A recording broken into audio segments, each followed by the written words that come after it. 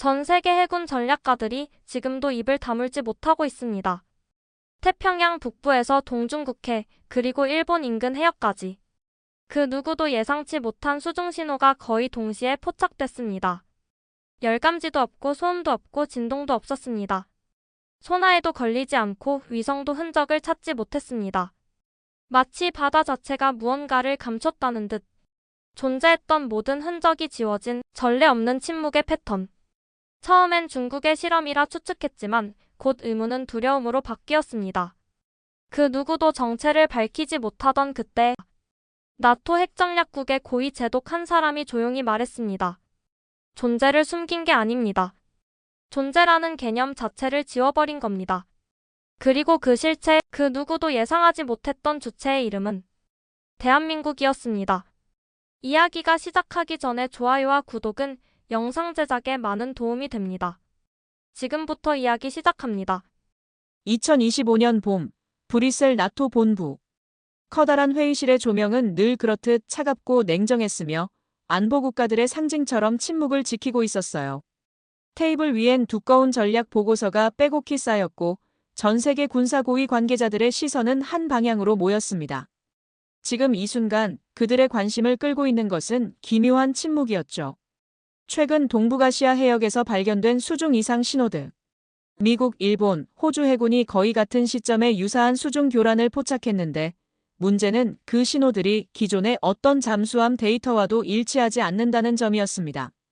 중국이겠지. 실험 삼아 무언가 날렸을 거야. 미국 해군 참모총장이 그렇게 말했을 때 대부분은 고개를 끄덕였어요. 하지만 한 사람만은 그 말에 동의하지 않았습니다. 에드워드 스털링 제독. NATO 핵전략국의 중추이자 30년 동안 전략 억제의 최전선에서 살아온 남자였죠.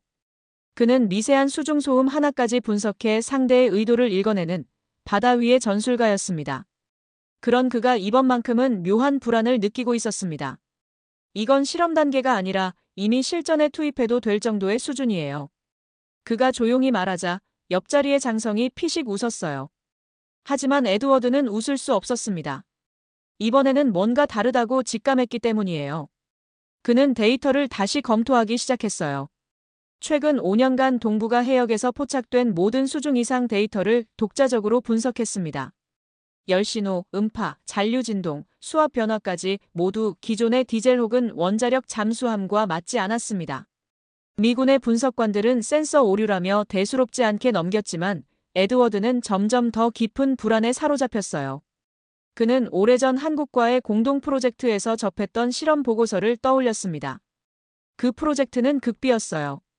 한국 해군과 공동으로 차세대 스텔스 추진체를 연구하던 시절, 그는 김윤석 박사라는 한국 과학자와 함께 일했죠. 그리고 김 박사는 마지막 날 이런 말을 남겼습니다. 우리는 전쟁을 원하지 않지만 침묵은 우리의 무기입니다. 한국은 방어에 대해서만큼은 세상 그 누구보다 조용하고 치열하게 준비합니다. 그 말이 지금 현실이 되고 있는 것 같았습니다.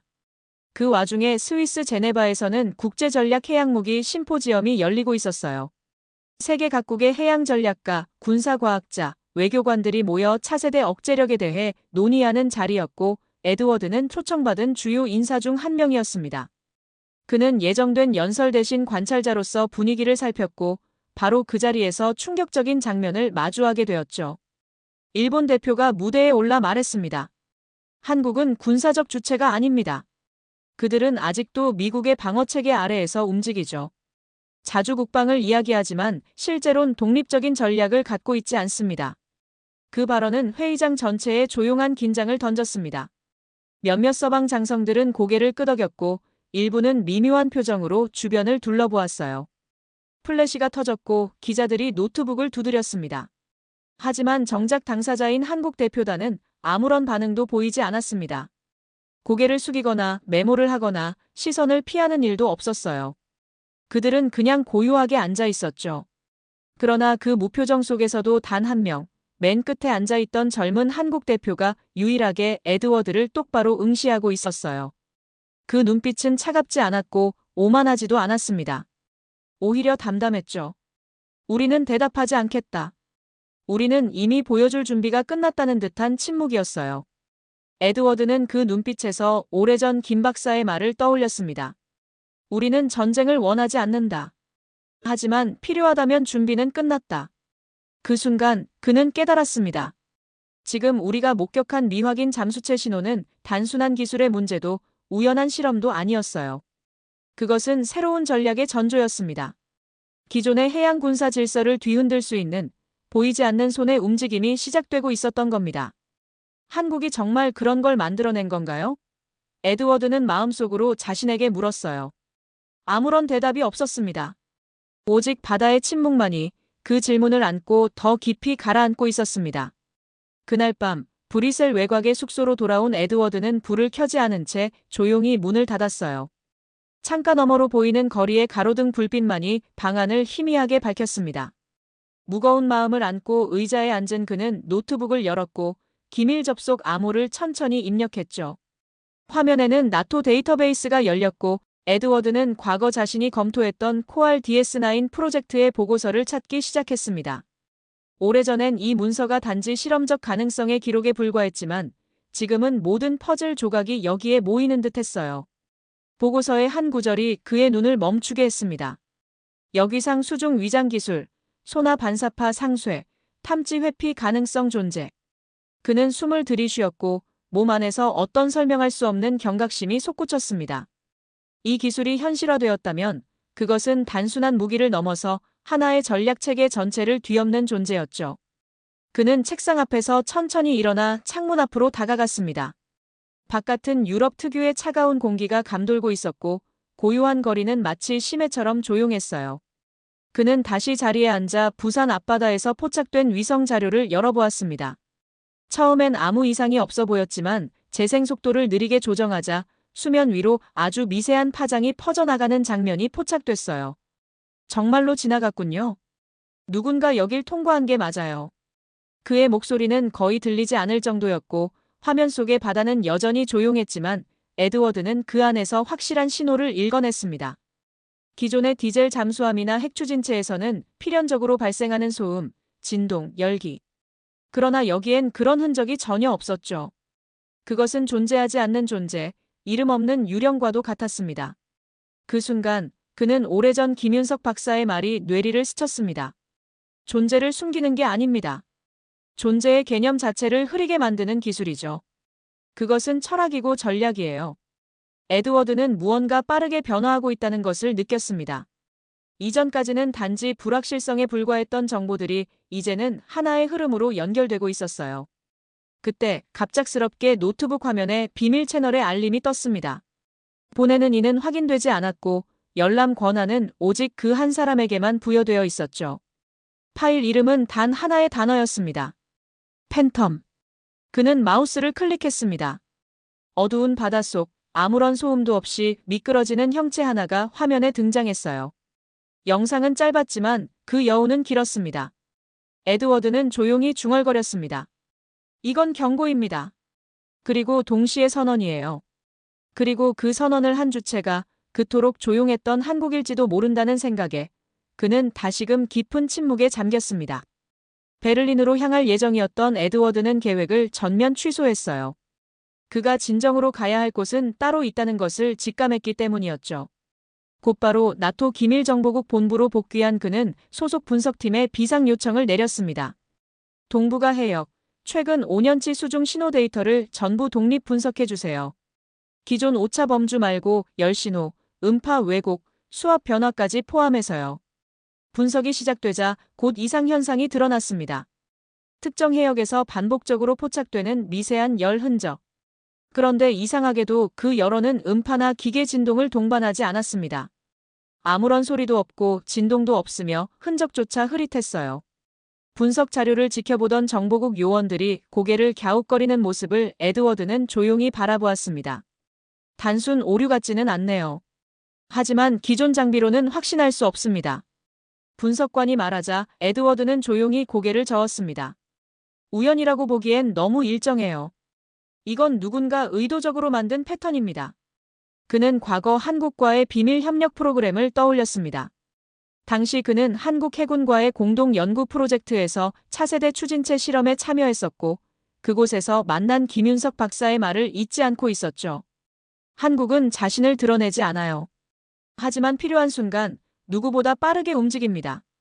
그때는 반신반의했지만 지금은 그 말이 점점 현실처럼 다가오고 있었어요. 5년 전 보고서에서 언급된 역위상 음파 상쇄 기술, 그리고 열반응 제어 추진체라는 단어들이 이번 수중 교란 패턴과 정확히 일치하고 있었습니다.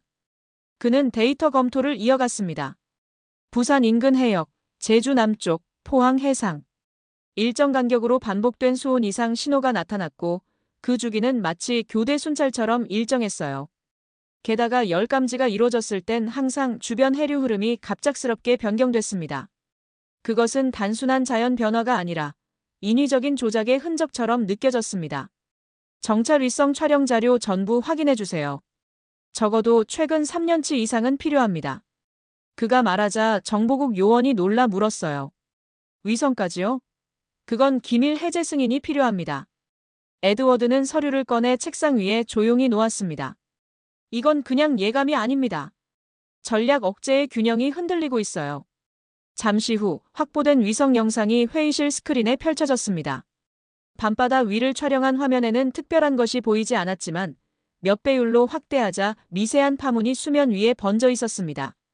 그리고 그 파문은 아무런 외부 소음 없이 마치 고요 속에서 미끄러지듯 이동하고 있었어요. 보셨죠? 이것은 조작된 것이 아닙니다. 무언가가 실제로 지나갔어요. 에드워드는 손가락으로 화면을 가리키며 말했습니다. 그 흔적은 너무 정확해요. 마치 스스로 존재를 감추는데 익숙한 존재처럼요. 그리고 그때 또 하나의 자료가 도착했습니다. 부산의 한 민간 조선소에서 몇 년 전 유출된 설계 도면이 군용 형식으로 재가공된 흔적이 발견된 것이었죠. 그 도면은 외부에서 보기에는 평범한 구조물 같았지만 정밀 분석 결과 수중 위장 기술이 반영된 특수 재질의 외피 설계였다는 사실이 드러났습니다. 이건 더 이상 민간 기술이 아니에요. 누군가, 그것도 체계적으로 움직인 주체가 있습니다. 그는 조용하지만 단호하게 말했습니다. 그러던 중 분석실 모니터에 또 하나의 데이터가 뜨기 시작했어요. 열흘 전 동해 인근 해역에서 미국 해군이 감지한 잡음 없음 보고서. 일반적으로 잠수함은 아무리 조용하다 해도 미세한 마찰음이나 수온 변화가 동반되기 마련인데 이 경우엔 그 어떤 흔적도 남지 않았습니다. 에드워드는 다시 한번 김 박사의 마지막 말을 떠올렸습니다. 존재를 감추는 게 아닙니다. 존재라는 개념 자체를 지워야 하죠. 그래야 억제가 완성됩니다. 그 말이 지금 눈앞에서 현실이 되고 있었습니다. 그는 더 이상 책상 앞에 앉아 있을 수 없었습니다. 분석도 보고도 이제 충분했어요. 실체에 직접 다가가야 했습니다. 전 부산으로 갑니다. 그가 자리에서 일어나며 말했어요. 동료들이 놀란 눈으로 그를 바라보았고 국장도 묻지 않았죠. 에드워드는 곧바로 비공식 항공편을 확보했고 수트케이스 하나만을 들고 나섰습니다. 공항으로 향하는 차 안에서 그는 창밖의 새벽빛을 바라보며 중얼거렸어요. 이건 단순한 기술의 문제가 아니에요. 이건 국가 전략의 새로운 선언입니다. 바다가 말하려 하고 있어요. 비공식 항공편은 레이더망에 잡히지 않는 군사위성 경로를 따랐습니다. 에드워드는 기내에서 서류 더미를 넘기며 집중을 더해갔어요. 데이터들은 이제 하나의 공통된 실체를 가리키고 있었어요. 단순한 미확인 신호가 아니었습니다.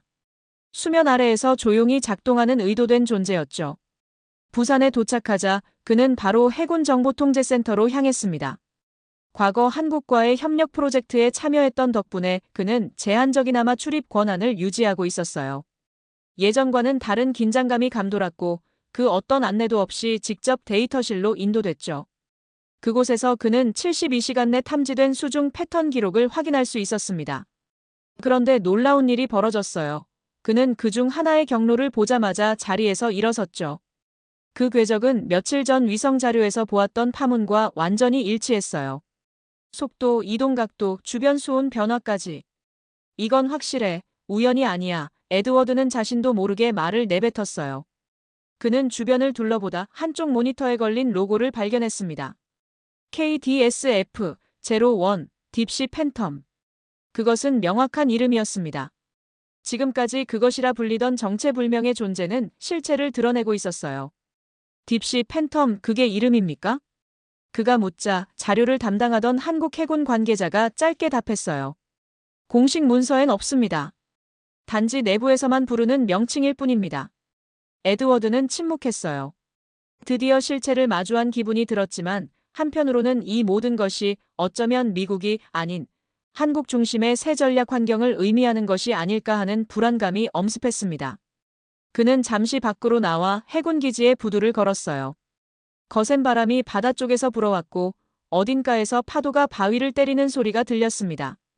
그 순간 그는 마음속으로 느꼈습니다. 이제 전략의 무게 중심이 움직이고 있다는 것을.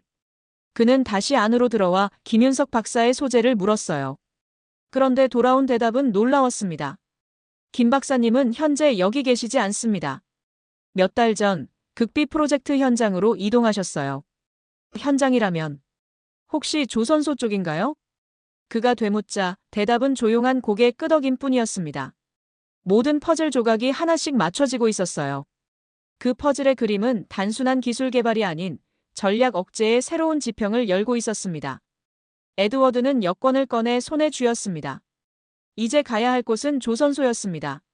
아니, 단순한 조선소가 아니라 누군가의 의도 아래에서 심해를 장악할 새로운 플랫폼이 만들어지는 현장이었죠. 짙은 해무가 덮인 부산의 새벽. 에드워드는 조용히 군 보안 차량에 탑승했습니다. 조수석엔 통역 장교가 앉아 있었지만 둘 사이엔 아무 말도 오가지 않았어요. 차량은 묵묵히 항만을 벗어나 해안선을 따라 북동쪽 방향으로 달렸습니다. 그가 도착한 곳은 한때 폐쇄된 민간 조선소였지만 최근 내부 구조가 완전히 개조된 장소였습니다. 겉으로 보기엔 녹슨 철제 펜스와 오래된 건물들만 가득했지만 그 안쪽에는 전혀 다른 세계가 숨겨져 있었어요. 입구에서 신분 검증이 이루어졌고 2명의 보안 요원이 직접 배웅하며 그를 안내했습니다. 에드워드는 땀에 젖은 손바닥을 바지에 닦으며 안으로 들어섰습니다. 철문 너머 차가운 금속 냄새가 퍼졌고 복도 끝에서 익숙한 얼굴이 나타났어요. 제동님, 오랜만입니다. 김 박사였습니다. 예전보다 훨씬 야위었고 눈 밑엔 짙은 그늘이 드리워져 있었습니다. 하지만 그의 눈동자에는 확신이 서려 있었어요. 두 사람은 형식적인 인사를 마치고 곧장 핵심 설계 구역으로 이동했습니다. 무거운 방화문을 지나자 거대한 곡면 스크린이 벽면을 가득 채운 설계실이 펼쳐졌어요. 수많은 설계 도면, 시뮬레이션 모델, 금속 재질 샘플이 정리되어 있었고 박사는 그 가운데 가장 큰 테이블 위에 도면 하나를 펼쳤습니다. 이게 우리가 만든 겁니다. 이름은 없어요. 하지만 내부에서는 이렇게 부릅니다. 딥시 팬텀. 도면에는 기존 잠수함과는 전혀 다른 형태의 구조물이 그려져 있었어요. 물고기의 유선형과 유기적인 표면을 본뜬 듯한 외형, 일반적인 소나 반사율을 최대 98%까지 흡수하는 신소재 외피, 그리고 추진체에서는 기존 프로펠러나 수류 제어 방식이 아닌 자기 반발 추진 방식이 표기돼 있었어요. 에드워드는 충격을 받은 듯 도면 위를 천천히 손가락으로 짚었습니다. 이건 움직이는 순간조차 감지되지 않겠군요. 김 박사는 고개를 끄덕이며 설명을 이어갔습니다. 열을 자체 분산시켜서 해류와 동일한 온도대를 유지합니다. 마냥 음파는 역위상으로 상쇄하고요. 그 어떤 탐지 장비도 이걸 찾아내기는 어려울 겁니다. 에드워드는 숨을 고르며 물었습니다. 이 플랫폼이 의미하는 건 무엇입니까? 전략적 차원에서 말입니다. 핵무기가 필요 없다는 의미입니다. 박사의 말은 단호했어요. 우리는 핵을 가지지 않았습니다. 하지만 핵무기를 쓸 수 없도록 하는 무기를 만든 겁니다. 순간 에드워드의 등골이 서늘해졌어요. 이 기술이 현실화되었다는 것은 한국이 더 이상 전통적인 확장 억제 체계에만 의존하지 않는다는 의미였고 동시에 전 세계 군사 전략의 기준을 바꾸는 전환점이기도 했죠.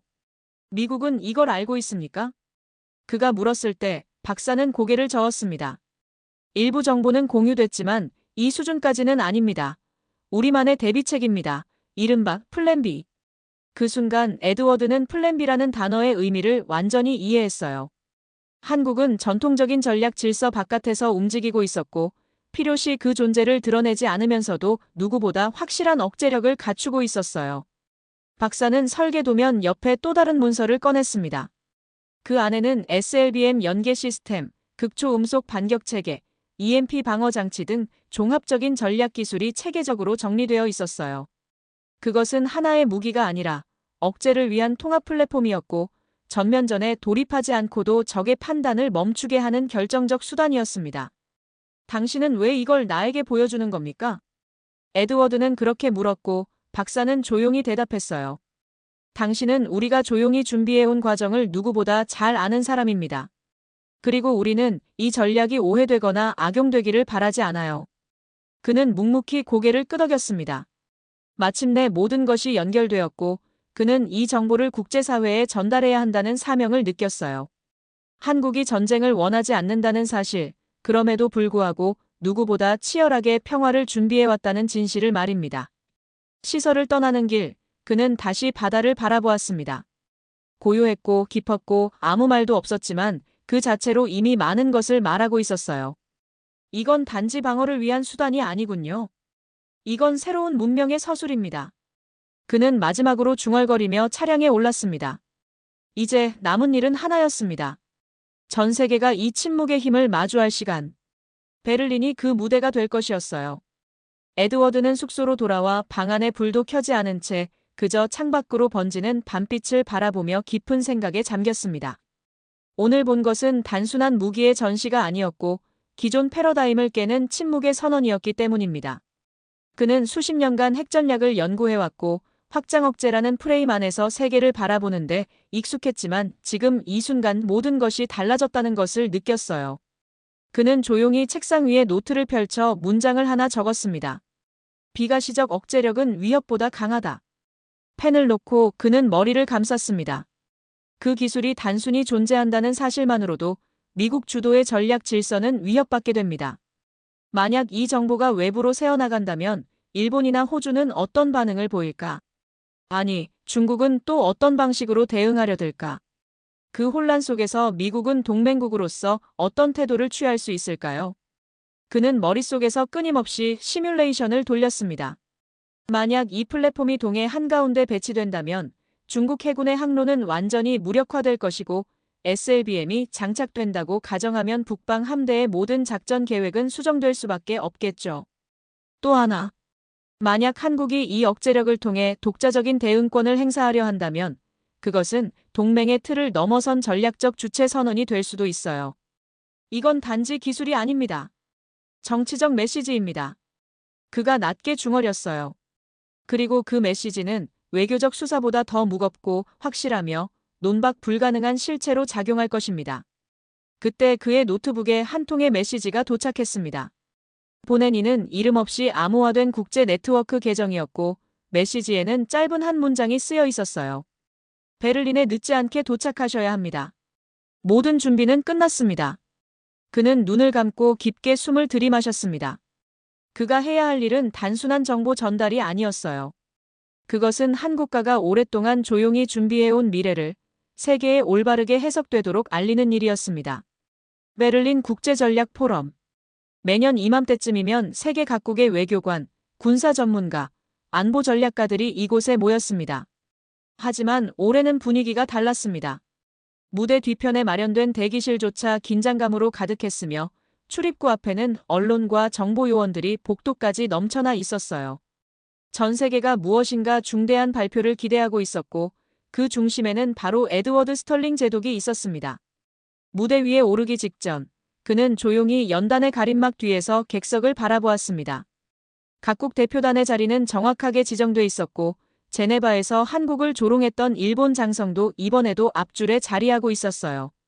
그 눈빛은 여전히 무표정했지만 왠지 모르게 불안해 보였어요. 오전 10시 정각 의장의 소개와 함께 에드워드는 천천히 단상 위로 걸어올랐습니다. 마이크 앞에 선 그는 발표 자료도 원고도 꺼내지 않았습니다. 대신 청중을 똑바로 바라보며 입을 열었어요. 오늘 저는 우리가 알고 있는 전략 억제의 개념을 다시 생각해보자고 제안하러 왔습니다. 청중석은 잠시 정적에 휩싸였습니다. 일부는 노트북에 손을 올렸고 누군가는 손가락을 깍지 껴 가볍게 턱을 괴었어요. 발표 자료가 없다는 것만으로도 이 상황은 이례적이었고 그만큼 관심이 쏠리고 있었죠. 에드워드는 천천히 리모컨을 눌렀습니다.